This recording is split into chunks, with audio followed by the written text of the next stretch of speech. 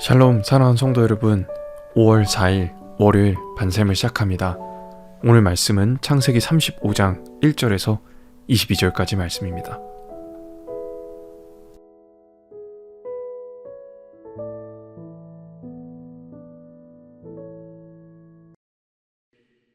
제35장. 하나님이 야곱에게 이르시되 일어나 베델로 올라가서 거기 거주하며 내가 내 형 에서의 낯을 피하여 도망하던 때에 내게 나타났던 하나님께 거기서 제단을 쌓으라. 야곱이 이에 자기 집안 사람과 자기와 함께한 모든 자에게 이르되 너희 중에 있는 이방 신상들을 버리고 자신을 정결하게 하고 너희들의 의복을 바꾸어 입으라. 우리가 일어나 베델로 올라가자. 내 환난 날에 내게 응답하시며 내가 가는 길에서 나와 함께하신 하나님께 내가 거기서 제단을 쌓으려 하노라. 그들이 자기 손에 있는 모든 이방 신상들과 자기 귀에 있는 귀고리들을 야곱에게 주는지라. 야곱이 그것들을 세겜 근처 상수리 나무 아래에 묻고 그들이 떠났으나 하나님이 그 사면 고울들로 크게 두려워하게 하셨으므로 야곱의 아들들을 추격하는 자가 없었더라. 야곱과 그와 함께한 모든 사람이 가나안 땅 루스 곧 베델에 이르고 그가 거기서 제단을 쌓고 그곳을 엘베델이라 불렀으니 이는 그의 형의 낯을 피할 때 하나님이 거기서 그에게 나타나셨습니다. 리브가의 유모 드보라가 죽음에 그를 베델 아래에 있는 상수리 나무 밑에 장사하고 그 나무 이름을 알론바굿이라 불렀더라. 야곱이 밧단 아람에서 돌아오매 하나님이 다시 야곱에게 나타나사 그에게 복을 주시고 하나님이 그에게 이르시되 내 이름이 야곱이지만은 내 이름을 다시는 야곱이라 부르지 않겠고 이스라엘이 내 이름이 되리라. 그가 그의 이름을 이스라엘이라 부르시고 나는 전능한 하나님이라. 생육하며 번성하라 한 백성과 백성들의 총회가 내게서 나오고 왕들이 내 허리에서 나오리라. 내가 아브라함과 이삭에게 준 땅을 내게 주고 내가 네 후손에게도 그 땅을 주리라. 하나님이 그와 말씀하시던 곳에서 그를 떠나 올라가시는지라. 야곱이 하나님이 자기와 말씀하시던 곳에 기둥 곧 돌기둥을 세우고 그 위에 전제물을 붓고 또 그 위에 기름을 붓고 하나님이 자기와 말씀하시던 곳의 이름을 베델이라 불렀더라.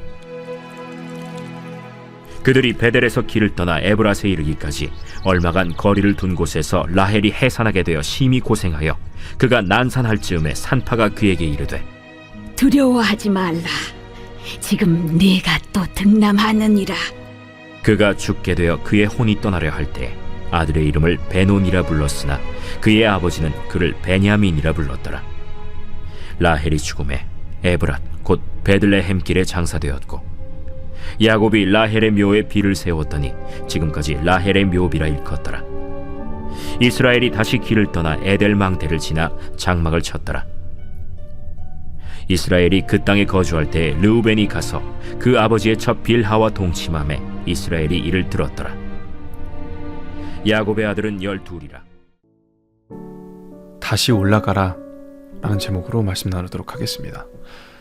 성도 여러분, 우리 인생 살면서 다시 돌아갈 수 없을 것 같은 순간을 만나죠. 이미 너무 멀리 와버린 것 같고 너무 많이 망쳐버린 것 같고 돌이킬 수 없다고 느껴지는 순간들 있습니다. 그때 사람은 두 가지 반응을 하죠. 먼저는 포기합니다. 이 정도면 다 끝난 거지. 이제 다시 안 될 거야. 또 하나는 외면이에요. 아무 일 없던 것처럼 그냥 살려고 합니다. 문제를 덮고 흘려보내려고 합니다. 그런데 둘 다 해결이 아닙니다. 포기는 인생을 멈추게 하고 외면은 더 깊이 무너지게 합니다. 성도 여러분, 우리가 정말 두려워해야 할 것은 실패가 아니고 하나님 없이 계속 가는 거예요. 34장 이후에 야곱의 가정을 보십시오. 딸은 상처를 입고 아들들은 분노로 폭발했고 가정 전체가 무너져 내립니다. 이제 전쟁을 거의 앞둔 상황입니다. 솔직히 이 정도면 다 끝난 것처럼 보이죠. 회복이 아니라 붕괴의 방향으로 갑니다. 그런데 이 지점에서 놀라운 일이 일어납니다. 하나님이 먼저 말씀하시죠. 일어나라. 베델로 올라가라. 다시 올라가라. 성도 여러분, 이 장면 굉장히 중요해요. 야곱이 하나님을 찾은 게 아니라 하나님이 찾아오셨어요. 이게 은혜예요. 우리는 보통 내가 준비되면 하나님께 가야지, 좀 정리되면 신앙생활 다시 시작해야지. 그런데 하나님 그렇게 말씀하지 않으세요. 지금 그 상태로 일어나라. 지금 그 상태로 돌아오라. 하나님 완벽한 사람 부르지 않으십니다. 하나님은 돌아오는 사람을 부르십니다. 다시 시작하라. 다시 올라가라. 지금 상태가 어떻든지, 무너졌든지, 흔들렸든지, 멀어졌든지, 넘어졌든지 일어나라. 다시 올라가라. 여러분, 이 말씀을 통해 다시 올라가서 주님을 다시 만나신 여러분 되시길 축복합니다. 먼저 하나님은 시작점으로 우리를 부르세요. 하나님 야곱에게 이렇게 말씀하시죠. 일어나 베델로 올라가라. 이 문장은 단순한 이동 명령이 아니에요. 인생의 방향을 다시 잡아라. 일어나라, 올라가라. 자, 일어나라는 건 뭐냐면 지금 이 상태에 머물러 있지 말라는 뜻입니다. 야곱은 어떻습니까? 34장 사건 이후 가정이 무너지고 관계 깨지고 두려움 속에 갇혀 있습니다. 야곱의 마음은 이 상황에서 내가 뭘 할 수 있겠어? 그런데 하나님 말씀하시죠. 그 자리에 계속 있지 말고 일어나라. 성도 여러분, 우리도 신앙이 무너질 때 가장 먼저 하는 것이 무엇입니까? 그 자리에 머무르는 거예요. 이제 예배 못 드리겠어. 난 그냥 이 자리에 머무를게. 기도하지 않으면서 말씀도 멀어지고 그냥 버팁니다. 근데 그게 버티는 게 아니죠. 하나님은 그렇게 버티라고 하지 않으십니다. 그 자리를 일어나라고 하십니다. 감정이 아닙니다. 결단이죠.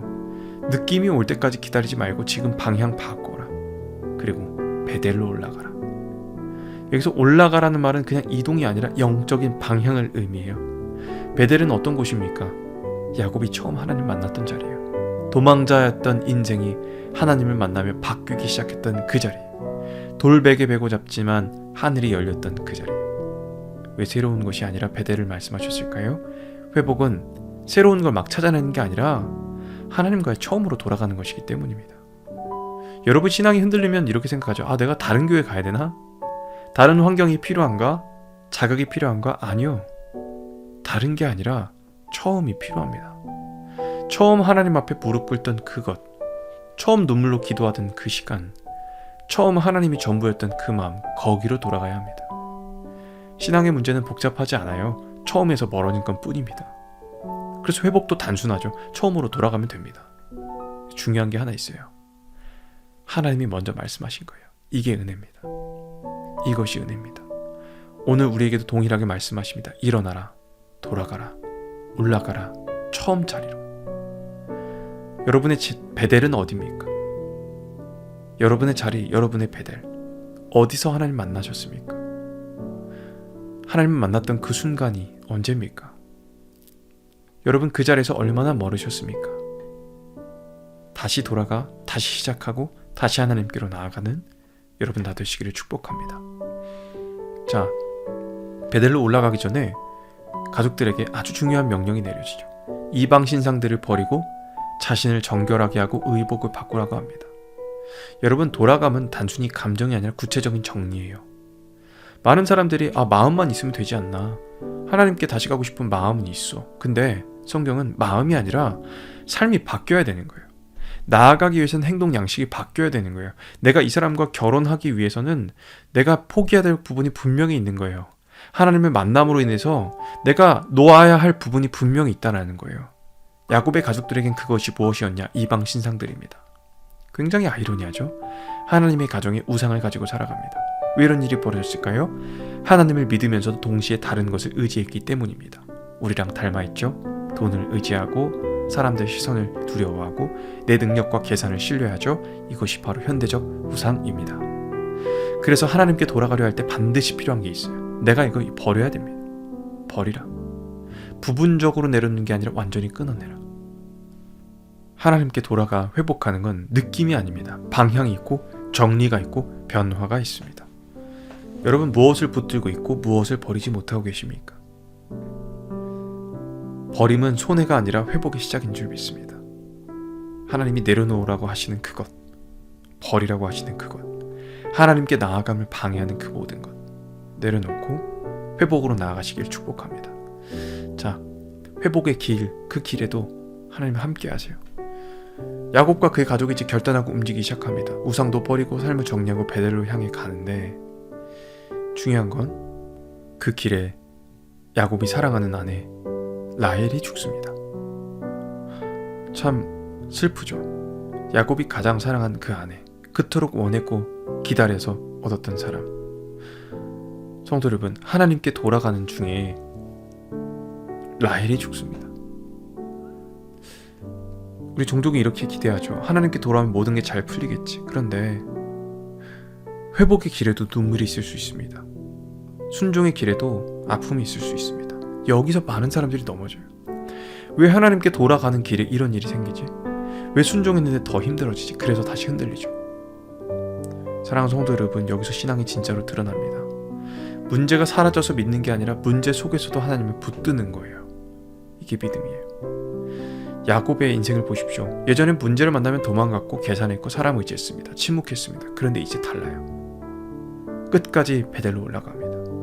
하나님께 제단을 쌓고 예배드리고 관계를 회복하고 약속을 다시 붙듭니다.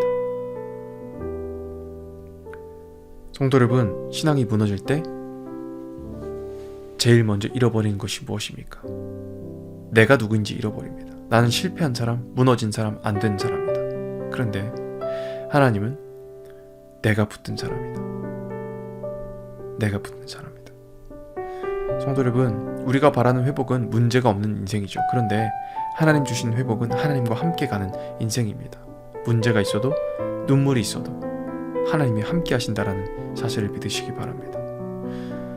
성도 여러분, 야곱의 인생과 그 가정은 끝난 것처럼 보였어요. 그런데 하나님 그렇게 보지 않으시고 일어나라, 베델로 올라가라 라고 말씀하십니다. 여러분 상황 가운데 얼마나 무너졌는가가 아니라 어디로 향하고 있는가를 살펴봐야 합니다. 하나님은 우리도 정죄하지 않으시고 부르십니다. 다시 돌아와라. 다시 올라가자. 다시 시작하자. 하나님께 돌아가기 위해 결단하고 베델로 올라가셔서 여전히 기다리고 계신 하나님을 만나 동행하는 여러분 다 되시기를 주님의 이름으로 축복합니다. 우리 들은 말씀 기억하며 함께 기도하겠습니다.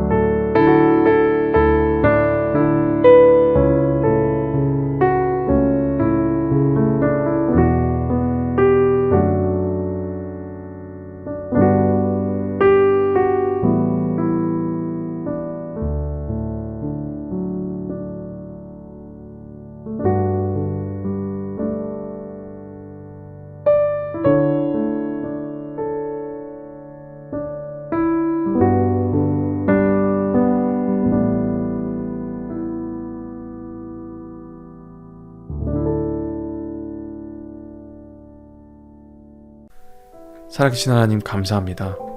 오늘 말씀을 통해 우리를 다시 부르시는 주님의 음성 듣게 하셔서 감사합니다. 주님, 우린 많이 흔들립니다. 많이 멀어집니다. 놓치고 살아갑니다. 하나님 없이 내 방식대로 살아갑니다. 그런데 이제 돌아가기 원합니다. 베델로, 처음 사랑으로, 처음 믿음으로 돌아가게 하여 주옵소서. 우리 안에 붙들고 있는 죄악, 습관, 욕망 다 내려놓습니다. 하나님이 함께 하시는 그 길에 문제가 사라지지 않아도, 상황이 바뀌지 않아도 하나님과 함께 걸어가는 인생 되게 하여 주시옵소서. 주여, 우리 삶을 새롭게 하시고 역사하여 주옵소서. 우리를 사랑하셔서 함께 하시는 예수 그리스도 이름으로 기도합니다. 아멘.